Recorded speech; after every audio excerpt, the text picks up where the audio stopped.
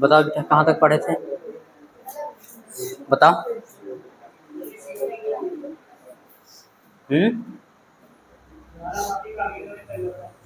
धारा मापी का अमीटर में परिवर्तन हो गया था। तो आज हम लोग पढ़ रहे हैं धारा मापी का वोल्ट मीटर में परिवर्तन। हेडिंग बनाओ।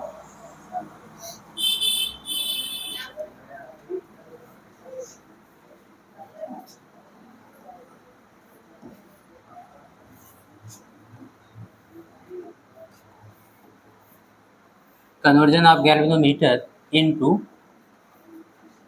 Volt meter. ये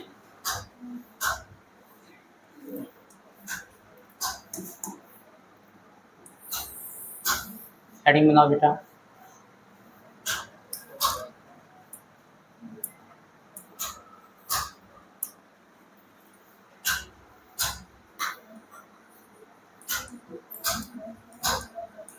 धारा मापी का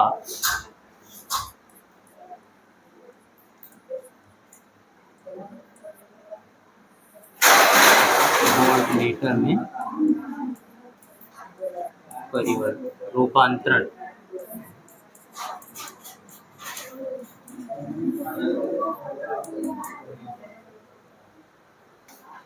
हेडिंग बना लिया बेटा,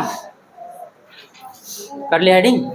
जैसे हम लोग अमीटर के बारे में थोड़ा बहुत जाने थे, वैसे हम लोग वोल्ट मीटर के बारे में थोड़ा बहुत जान लें। देखो सबसे पहले इसका उपयोग क्या है, तो हम लोग लिखेंगे वोल्ट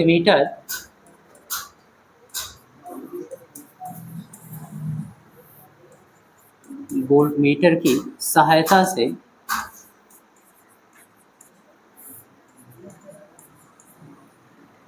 परिपथ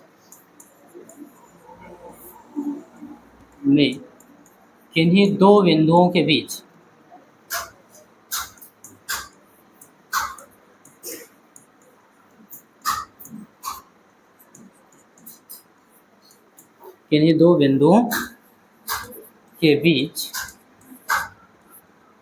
विभवांतर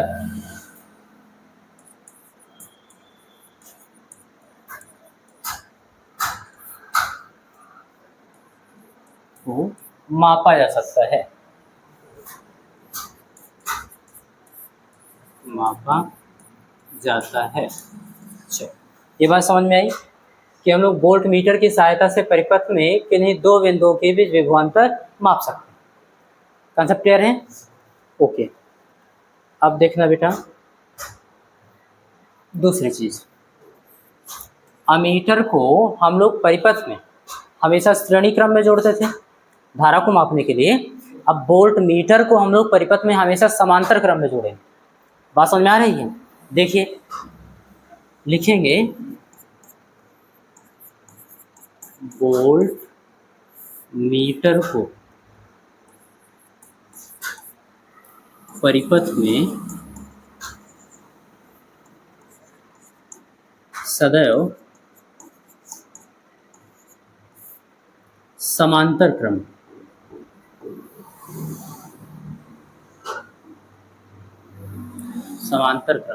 और इसे क्या मापते हो? विभवांतर। ठीक है। तो वोल्ट मीटर को परिपथ में सदैव समांतर क्रम में जोड़ते हैं। एक चीज ये भी याद रखना, ये सब वन लाइनर क्वेश्चन है या फिर ऑब्जेक्टिव। क्लियर?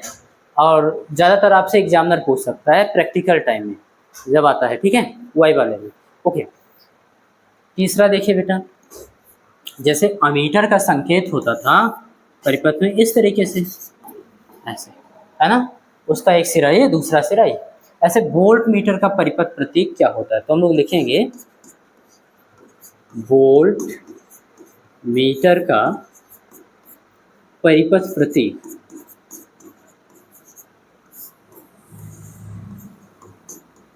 देखो बेटा, अभी हम एक एक चीज क्लियर करेंगे जो इसमें से बताने लायक होगा। ये तो हो गया उपयोगी, इसको तो समझ ही पा रहे हो। हाँ, थोड़ा सा इसमें हमको देखना होगा कि समांतर क्रम में ही क्यों जोड़ते, श्रेणी क्रम में क्यों नहीं जोड़ते। जैसे वहाँ पर अमीटर में हम लोग देखे थे कि भैया जितना अमीटर में से धारा आपको मान लो आई धारा मापना है, तो आई धारा उसमें से होकर जाना तो चाहिए। इसीलिए हम लोग क्या करते थे, श्रेणी क्रम में ऐसे अमीटर जोड़ देते थे। तो आई धारा इसमें से होकर जाती थी तो पाठ्यांक देता था, रीडिंग देता था आई। क्लियर।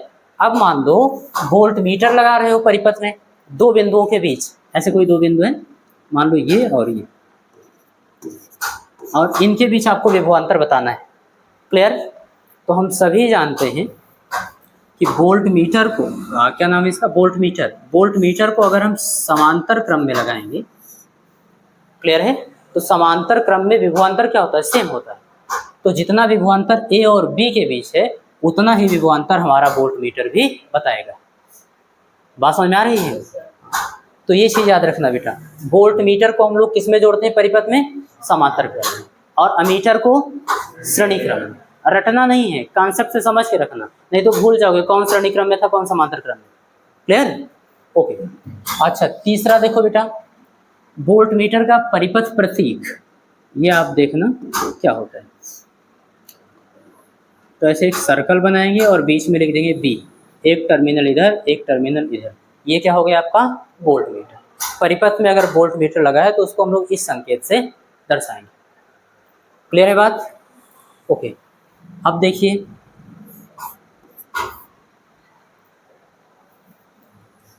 जैसे हम लोग पढ़े थे अमीटर, आदर्श अमीटर का जो प्रतिरोध होता है वो शून्य होता है, वैसे आदर्श वोल्ट मीटर का प्रतिरोध कितना होना चाहिए, तो हम लोग लिखेंगे अनंत।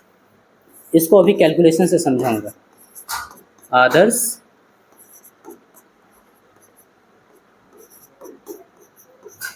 वोल्ट मीटर का प्रतिरोध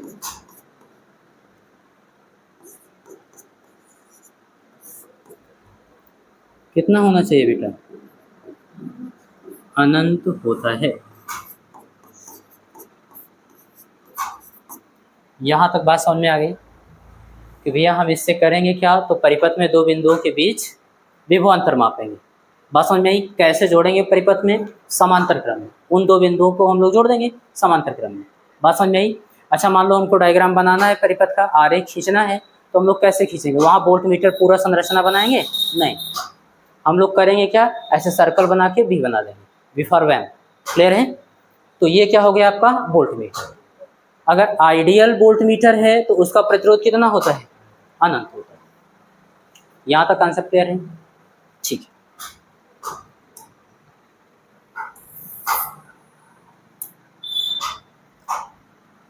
अब हम लोग बदलना सीख लेते हैं, कैसे बदलेंगे, तो वो चीज़ ध्यान देना। लिखेंगे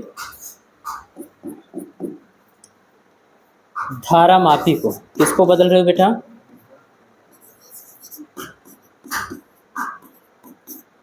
धारा मापी को वोल्ट मीटर में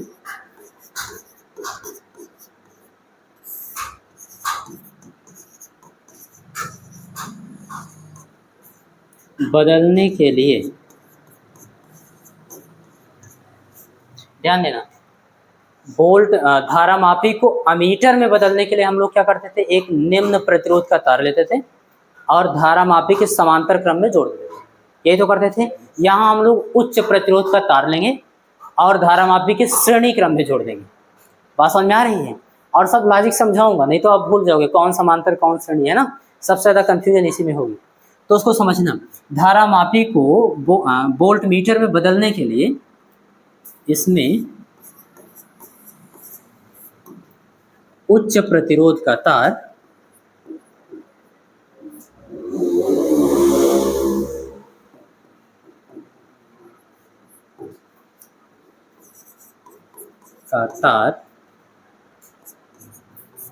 किस क्रम में, श्रेणी क्रम, श्रेणी क्रम में जोड़ा जाता है।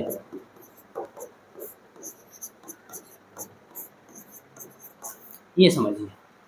क्लियर। एक हाई रेजिस्टेंस का वायर लेंगे और उसको क्या करेंगे, श्रेणी क्रम में जोड़ेंगे। देखिए कैसे, मान लीजिए बेटा ये आपका गैल्वेनोमीटर है,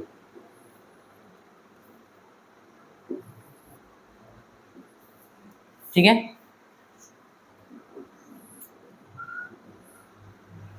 अब इसी के हम लोग क्या करेंगे, श्रेणी क्रम में एक तार जोड़ेंगे जो हाई रेजिस्टेंस का होगा। देखिए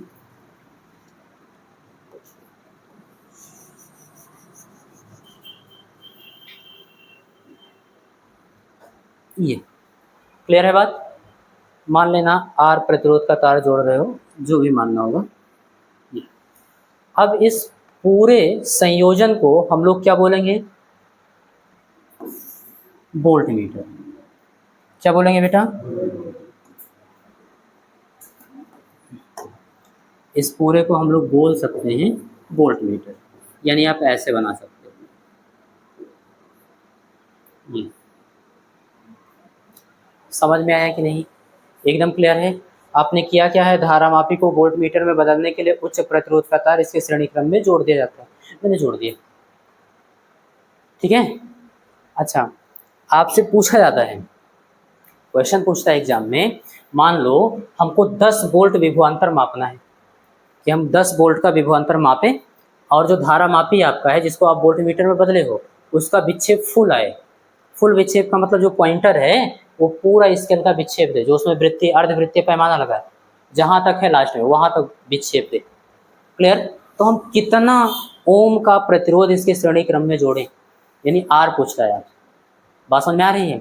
असल में यही डिसाइड करता है कि जो वोल्ट मीटर आप बना रहे हो उसका परास कितना होगा, यानी कहाँ तक मापना है आपको। बात समझ में आ रही है? वो डिसाइड करेगा। क्लियर? तो आपसे पूछा जा रहा है 10 वोल्ट का वोल्ट मीटर बनाने के लिए हमको कितने प्रतिरोध का तार श्रेणी क्रम में जोड़ना होगा गैल्वेनोमीटर में, यानी आपसे आर पूछा जा रहा है ना, तो इसका कैलकुलेशन होना चाहिए तभी आप न्यूमेरिकल लगा पाओगे। चलो कैलकुलेट कर लेते हैं हम लोग। देखिए बेटा, सपोज करिएगा हमारे पास एक सर्किट है ऐसे, ठीक है, ओके, ये और इसमें धारा प्रवाहित हो रही आई, कोई भी धारा प्रवाहित हो इस तरीके से। बात समझ में आ रही है? अब अगर हम इसमें दो बिंदु सेलेक्ट करें, कहीं भी दो बिंदु सेलेक्ट कर लें, जैसे मान लो एक बिंदु यहाँ सेलेक्ट कर लिए और दूसरा बिंदु यहाँ सेलेक्ट कर, समझना बात को। क्लियर? इस बिंदु का नाम भी दे दो, ये ए है और ये, तो हम सभी जानते हैं बिंदु ए पर, अच्छा आप लोग खुद बताओ, बिंदु ए और बिंदु बी, दो बिंदु हम लोग सेलेक्ट किए हैं। अब इन दोनों के बीच विभवांतर तभी होगा जब एक पर हाई पोटेंशियल होगा दूसरे पर लो पोटेंशियल होगा। तो किस पर हाई होगा किस पर लो होगा, बताओ, देख कर बताओ। ए पर हाई होगा और बी पर, कॉन्सेप्ट क्या है, क्यों ऐसा होगा?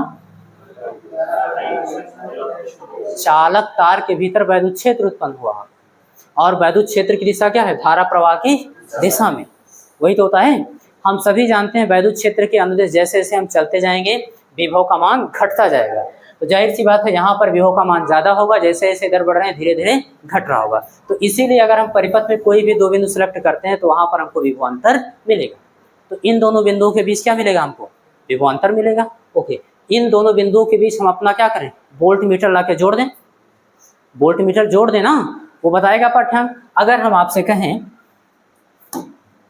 कि ए और बी के बीच का जो विभवांतर है बेटा वो बी है, कितना है,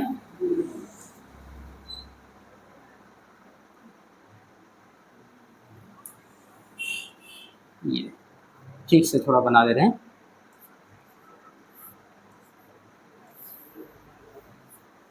ये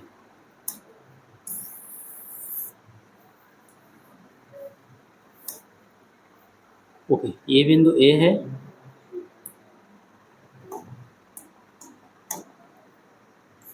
और ये बिंदु बी। यहाँ पर आप जोड़िए, बी वोल्ट अगर विभवांतर है तो आपका वोल्ट मीटर कितना पढ़ना चाहिए, बी पढ़ना चाहिए उसको। चलो देखते हैं जोड़ के।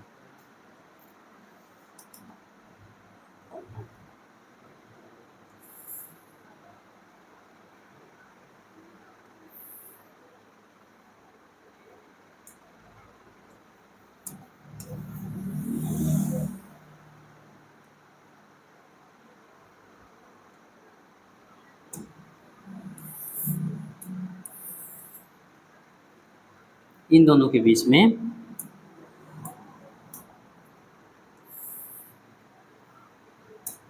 वोल्ट मीटर जोड़ेंगे। वोल्ट मीटर जोड़ने का मतलब क्या हुआ बेटा, एक गैल्वेनोमीटर होगा, बात समझ में आ रही है, और गैल्वेनोमीटर के श्रेणी क्रम में हम क्या जोड़ेंगे, बोलो, बिल्कुल सही।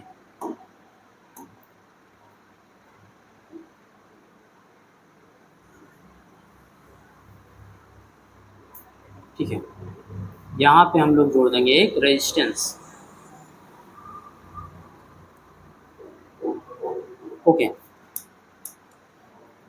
और क्यों कह रहा हूँ उच्च प्रतिरोध का तार, ये भी अभी बताऊंगा।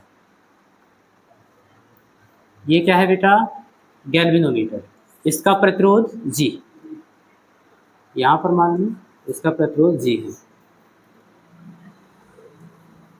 और इसका प्रतिरोध R, और ये पूरी संरचना क्या है, पूरी व्यवस्था क्या है, तो आप बताओगे ये पूरा का पूरा क्या है, वोल्ट मीटर।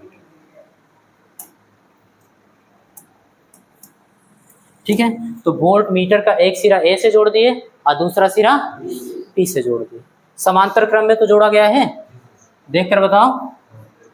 हाँ ठीक, अब ये पढ़ना कितना चाहिए, B पढ़ना चाहिए, क्लियर। ओके, अब B वोल्ट विभवांतर है A और B के बीच, तो उसको पढ़ने के लिए हम कितने ओम का प्रतिरोध इसके श्रेणी क्रम में जोड़ेंगे, यानी R की वैल्यू आपको चाहिए, क्लियर है। तो समांतर क्रम में विभवांतर क्या होता है, समान होता है, यही तो होता है।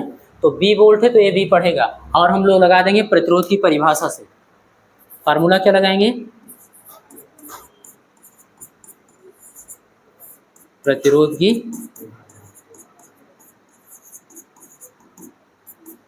परिभाषा से क्या होता है बेटा, V/I बराबर R, यही तो होता है। अगर यहाँ से हम लोग B बराबर निकाले तो I × R, यही होता है फार्मूला, तो इसी से हम लोग लगाएंगे। चलो देखो, विभवांतर कितना है B, तो B ये भी पढ़ेगा, ओके, तो V बराबर, अच्छा इसमें धारा कितनी प्रवाहित हो रही है, मान लो गैल्वेनोमीटर में धारा IG प्रवाहित हो रही है, कितनी प्रवाहित हो रही है बेटा, कुछ धारा उधर से जाएगी, कुछ धारा इधर से जाएगी। हम लोग सपोज कर रहे हैं कि इसमें जो धारा प्रवाहित हो रही है वो IG धारा प्रवाहित हो रही है, ये लो IG इसमें से होकर ऐसे जाएगा, बात समझ में आ रही है, ओके, तो लिखेंगे IG और इंटू R, तो कितने प्रतिरोध हैं, दो, कैपिटल G और कैपिटल R। कैपिटल G क्या है, गैल्वेनोमीटर के कुंडली का प्रतिरोध, और कैपिटल R क्या है, जो आप श्रेणी क्रम में तार जोड़े, क्लियर। और दोनों प्रतिरोध किस क्रम में है, श्रेणी क्रम में प्रतिरोधों को कैसे जोड़ते हो, R1 + R2 + R3 ऐसे जोड़ते चले जाते हो, तो दोनों को जोड़ो ना, कुल प्रतिरोध यहाँ लिखना है आपको, तो R1 + R2 यानी G + R या R + G, जो भी लिखना चाहो, R + G, ये कुल प्रतिरोध हो गया। तो देखो बेटा B बराबर I × R, B बराबर IR, यहीं से मिल गया। हमको चाहिए क्या, कैपिटल R, वही तो पूछता है हमसे एग्जाम में। चलो कैपिटल R के लिए कैलकुलेशन करते हैं बेटा, ध्यान देना, B बराबर IG का अंदर गुणा करा दो, तो IG × capital R plus IG × capital G। हमको R चाहिए, R वाला टर्म रोकेंगे, बाकी सबको इधर भेज देंगे। तो अगला स्टेप देखना बेटा, V, ये प्लस का इधर आएगा माइनस IG × कैपिटल G। यहाँ देखो बेटा, वहाँ क्या देख रहे हो, देखो, और बराबर IG × कैपिटल, ठीक है, ओके।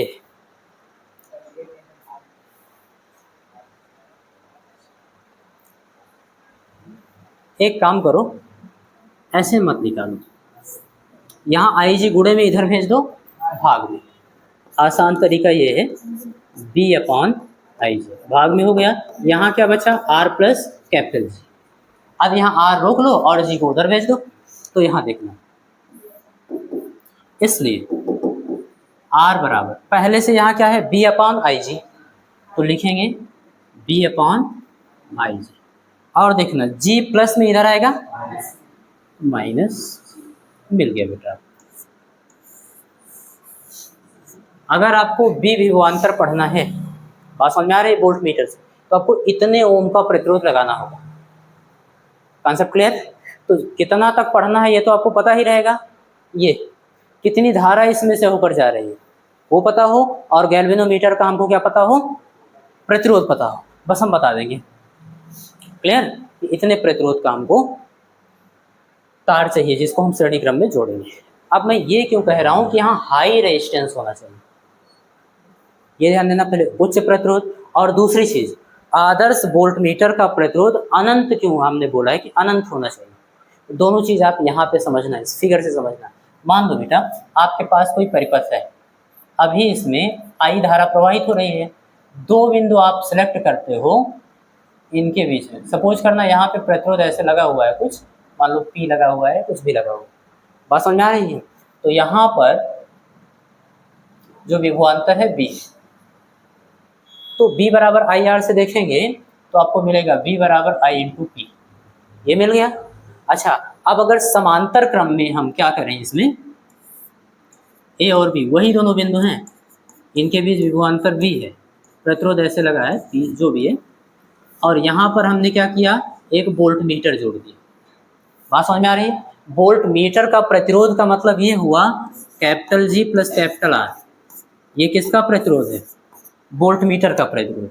देखो, अरे कुल प्रतिरोध तो होगा इसका, गैल्वेनोमीटर का भी प्रतिरोध होगा, और जो समांतर क्रम श्रेणी क्रम में आप तार जोड़े उसका भी प्रतिरोध होगा। ठीक है, तो RB का मतलब बेटा वोल्ट मीटर का प्रतिरोध। ठीक है, ये हो गया, ऐसे जोड़ दिए। तो अब बताना बेटा, इसमें धारा I जा रही थी, बात समझ में आ रही है, तो B बराबर क्या था, I इंटू P था। अब अगर इसका प्रतिरोध यहाँ पे निकालेंगे B बराबर, तो यहाँ B नहीं मिलेगा, हमको B डैश मिलेगा। क्या मिलेगा, B डैश मिलेगा, क्योंकि अब इसमें जो धारा जाएगी, मान लो I धारा ये थी, तो IG धारा इसमें से होकर जाएगी, और कुछ कम धारा इसमें जाएगी, मान लो I डैश धारा जा रही है, क्लियर? तो B डैश कितना होगा, I डैश इंटू P, यही तो होगा, B बराबर आई आर से। क्लियर? इन दोनों बिंदुओं के बीच जो विभवांतर होगा वो यहाँ इसमें जो प्रतिरोध लगा हुआ है P, और इसमें बहने वाली धारा के गुणनफल के बराबर होगा। हम सभी जानते हैं बेटा, ध्यान से समझना, कि यहाँ पे और यहाँ पे दोनों में तुलना करें तो I is greater than I dash. Normally समझा रहा हूँ, जनरली है ना, इसका कैलकुलेशन बहुत भारी है, ठीक है, तो ऐसे ही समझा दे रहा हूँ, आपको समझ में आएगा। यहाँ देखो I धारा प्रवाहित हो रही थी, तो यहाँ पर क्या फार्मूला मिला था, B बराबर IP, और यहाँ पर B डैश बराबर I dash into P। Clear? अब चूंकि हम जानते हैं I बड़ा है, I डैश क्या है, कम है, तो इसलिए हमको पता चल रहा होगा कि B डैश कम होगा B से। बताओ, वहाँ वही दोनों बिंदु है, वहाँ विभवांतर ज़्यादा था और यहाँ विभवांतर कम हो गया, तो जो विभवांतर हो गए वही तो पढ़ेगा आपका, जो भी पोटेंशियल क्या लगाए हो, वोल्ट मीटर, तो वोल्ट मीटर आपका इतना विभवांतर पढ़ेगा बेटा, कम पढ़ेगा नहीं पढ़ेगा। अगर आप चाहते हो कि उतना ही पढ़े जितना है, बात समझ में आ रही है, तो कम से कम धारा इसमें से होकर जाए। IG का मान जो धारा ले रहे हो वहाँ से, अगर धारा का मान हम नहीं लेंगे तो यहाँ धारा का मान पूरा होगा, बात समझ में आ रही है। तो जितना ही कम धारा इधर से होकर जाएगा उतना ही शुद्ध मापेगा। तो कम धारा इधर से होकर कब जाएगा, जब रेजिस्टेंस हाई होगा, क्योंकि करंट क्या ढूंढता है, कम रेजिस्टेंस वाला पाथ ढूंढता है। जैसे आप लोग बिना ट्रैफिक वाला रोड चाहते हो ना, कि जहाँ ट्रैफिक ना हो, आराम से हम चले जाएं बर से, ऐसे करंट भी निम्न प्रतिरोध वाला पथ ढूंढता है। तो यहाँ पर हम लोग प्रतिरोध अगर हाई रखेंगे तो धारा बहुत कम ली जाएगी परिपथ से, बात समझ आ रही है। इसीलिए हम लोग उच्च प्रतिरोध का तार लगाते हैं बेटा, कि परिपथ से धारा कम से कम ले, कौन, वोल्ट मीटर। तो जितना ही कम धारा लेगा उतना ही अच्छा इसको मापेगा। अगर धारा बहुत कम ले रहा है तो B डैश लगभग V के बराबर होगा, यानी ऐसे माप देगा। बात समझ में आ रही है, ये मापेगा। कॉन्सेप्ट क्लियर है ना। और एक चीज़, और इसीलिए हम लोग बोलते हैं आदर्श वोल्ट मीटर का जो प्रतिरोध होना चाहिए वो अनंत होना चाहिए। बात समझ में आ रही है, आदर्श वोल्ट मीटर का प्रतिरोध कितना होना चाहिए, अनंत होगा, धारा इधर से जाएगी नहीं, जो कि पॉसिबल नहीं है, व्यवहार में पॉसिबल नहीं है,